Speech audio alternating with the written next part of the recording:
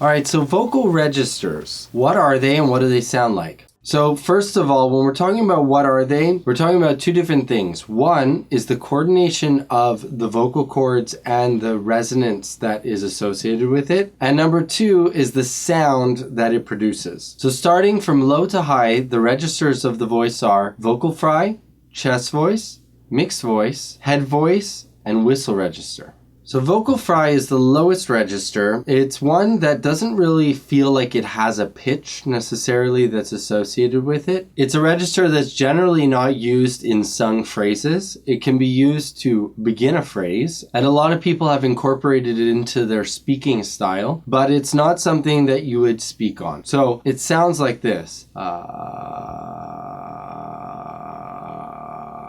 So it's kind of that creaky, poppy type of sound that you hear when you're kind of like groggy first thing in the morning, like, oh, I don't want to get out of bed today. Oh. So that's our vocal fry register. So people generally are not speaking like that. They're not going, hey, Adam, how's it going? My name is Adam. Like most people are not speaking there. But it is a register of the voice nonetheless. And what we're hearing is that the vocal cords are staying open for longer periods of time as they're vibrating, and they're very, very loose. There's not a lot of tension on the vocal cord. Next is the chest voice. Chest voice is generally where we speak. It's where most verses of songs sits, right in that lower part of people's range. And it's the most robust, most warm, full, rich tone that we have in our voice. And it's what leads to being able to mix up higher while still keeping a very robust and full tone up there. Chest voice is TA dominant. And what that means is the thyroarytenoid muscle is involved in this process. It's a muscle that runs along the inner part of the vocal cord, and it is primarily dominant in this register of the voice. That's part of what leads the sound to be so full.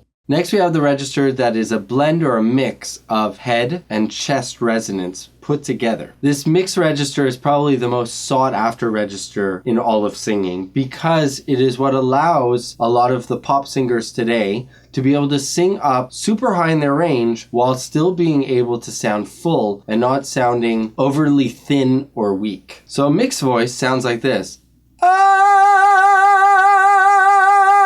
When we're using our mixed voice, we're blending the two registers of the voice. Again, chest voice, where we're talking, where I'm talking right now is my chest voice. And then my head voice, this is my head voice right here. And we're mixing the two and blending the two together. And at the level of the vocal cords, what's happening is the thyroarytenoid muscle, which was used for chest voice, is being used along with the cricothyroid muscle, which is a muscle that is associated with head voice and actually tilts the larynx forward so that we get a stretch in the vocal cords and they reach higher pitches. So you're able to get the higher pitch with the fullness of your chest voice. It's really the best of both worlds. It's the release of your head voice without feeling weak, and it's the fullness of your chest voice without feeling strained. Next, we have your head voice register. Your head voice is that part, it sounds very fluty, it sounds very light. It can be strengthened, and when it's strengthened, it can sound quite strong, but it's always going to have a little bit of a lighter quality than a mix. And as far as the vocal cords go, the CT muscle or the cricothyroid muscle is the one that's going to be operating most in your head voice. So if you guys can just go, woo, that's your head voice right there. So that sound is resonating up higher. It's coming up higher into my head, and it's no longer coming straight out of my mouth. It feels like it kind of lifts up and it originates in a different part of the body. Because of this difference in vibration or resonance in the voice, we call them two different things, right? Because chest voice is vibrating mostly in the mouth, and head voice is resonating mostly